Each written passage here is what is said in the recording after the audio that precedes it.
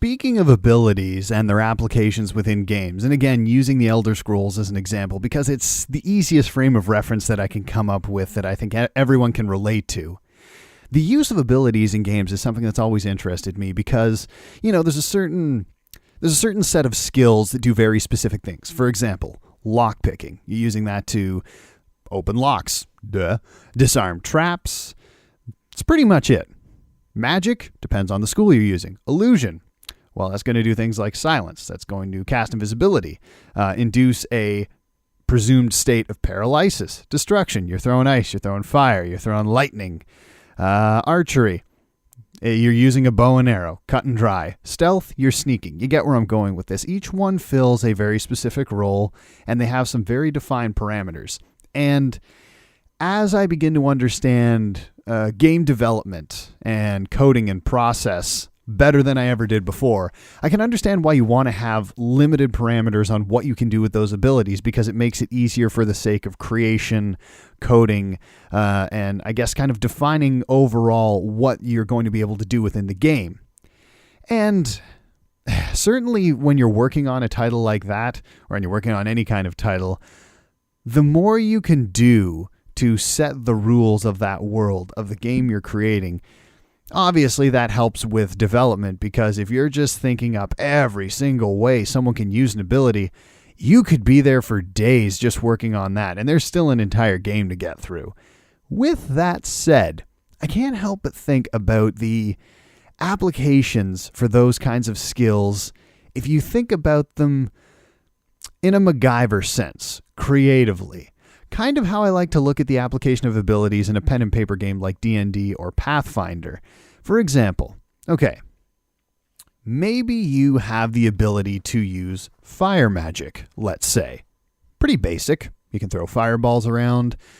Maybe you can do something like, create a small ball of flame in the palm of your hand and light your way in a dark tunnel, an underground passage, something like that. Those are pretty basic, standard applications of the idea.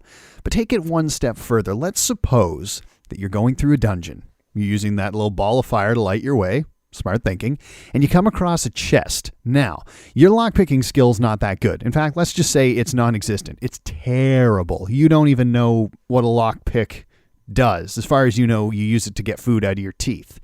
Now, you come across this chest. You obviously can't open it. You don't have any wherewithal to even begin attempting that kind of trick. But what you do have, think about it, what you do have is a hot flame in the palm of your hand. So what can you do? You could try lighting the chest on fire, but that might destroy the objects or treasure within. But think about that a little bit more. Let's say that instead of trying to set the entire chest on fire, you focus all of that fire through one fingertip like a blowtorch into a white-hot flame, and you melt the lock. What about that? Now, add some caveats to that. Maybe there's a high probability of failure because you're trying to focus all that energy through a very small point. Maybe it's going to take even more mana than usual because you're trying to do something so specific. But in that way, you kind of become more versatile. No, actually, never mind. You do become more versatile. Now you're not just the guy who throws fire.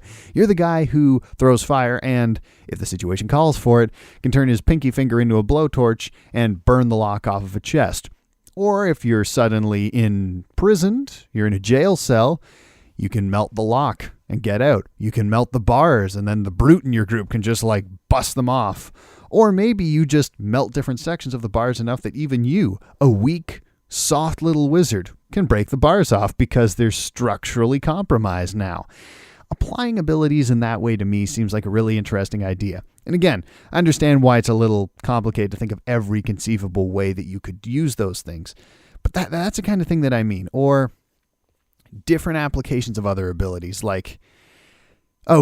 using fire once again. This was a conversation I had with someone recently. Let's say the townspeople, there's a monster at the bottom of the lake and it's been causing trouble for them. Now, you could get some magical items together and try to go down the bottom of the lake with a water breathing potion. Fight the monster on its terms. Probably not a good idea. It lives in the water.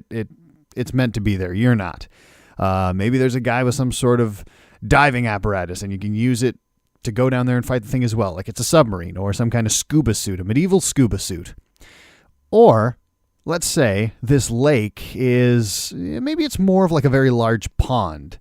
It's got no water going into it. It's a contained body. Okay. Maybe you can apply the sort of boiling frog technique to this. I mean, it's going to take a hell of a lot of mana, but let's just say, for the sake of argument, you park your ass on the side of the lake. You have like crates of mana potions, and you're just sticking your hand in the water, heating it up with your fire magic, and chugging back mana potions so you can just supply a constant stream of heat. It's going to take a hell of a long time, but eventually you get that pond or river or lake or whatever up to a boil, and you literally cook this thing at the bottom of the lake until it is dead.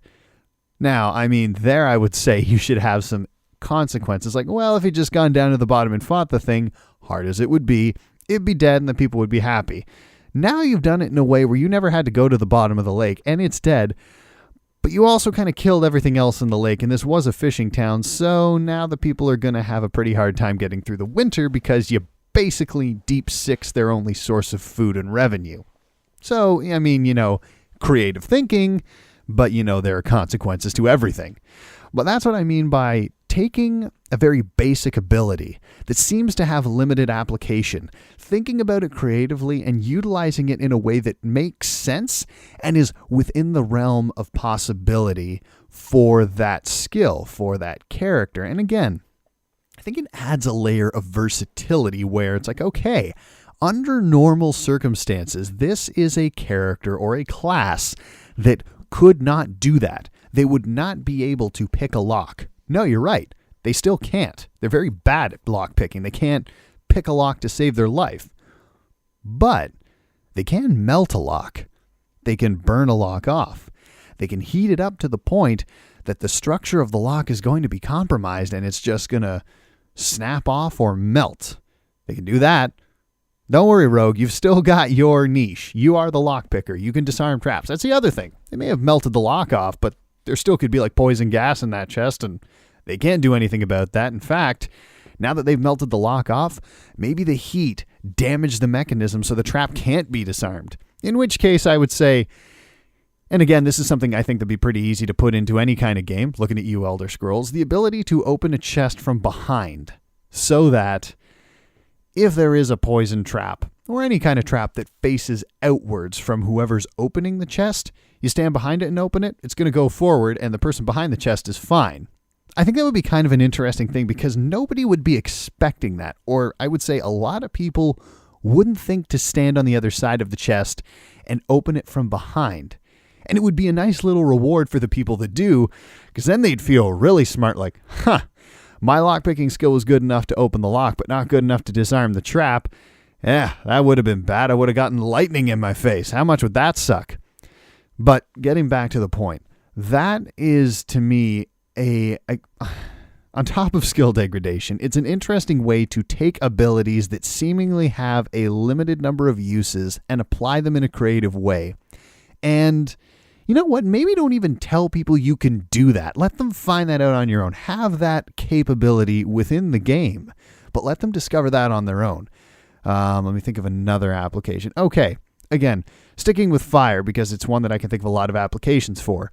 Let's say, once again, this is a situation that someone who's a magic user wouldn't at glance be any use at. You need to break into a home for whatever reason. Maybe you need to steal some important documents from a noble. All right, fair enough.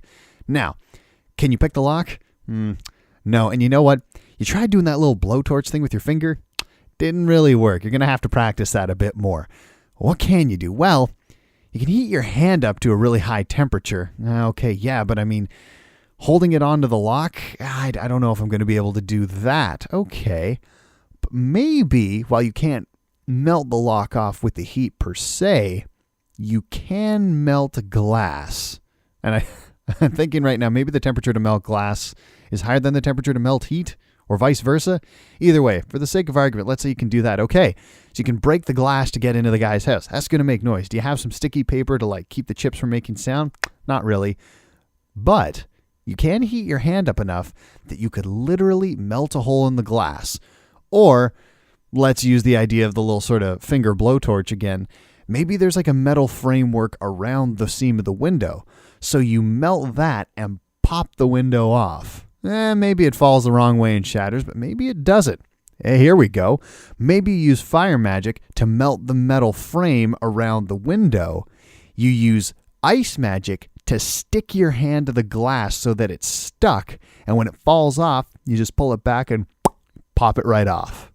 See, there's an interesting application of ice magic. And once again, this is a topic that I could pretty much talk for hours about. Because if you actually look at the skill set that you normally get in that kind of game, there are a wide variety of applications for every ability and skill, the limits of which only go as so far as your imagination. And again, if I let this run on even longer, I could come up with a million different ways to use each individual ability and then use them together to achieve different results. And just even mentioning that, you can understand why putting all of those into a game, that's a hell of an undertaking. Not saying it can't be done, but once again, there's going to have to be limitations. And who knows, maybe then the solution to that would be have a breadth of options when it comes to how you can use each ability and then expand upon that with every DLC you release, free or otherwise. Anyway, hope you enjoyed that little idea that I had. And if you have something to add to the conversation, I'd love to know if anybody who actually can do game development like this has any sort of input on it and how feasible that would be or how difficult it would be. In any case, I hope you guys enjoyed this one.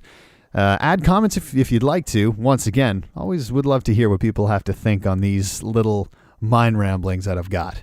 And as always, my name's Rye. You guys take care of yourselves.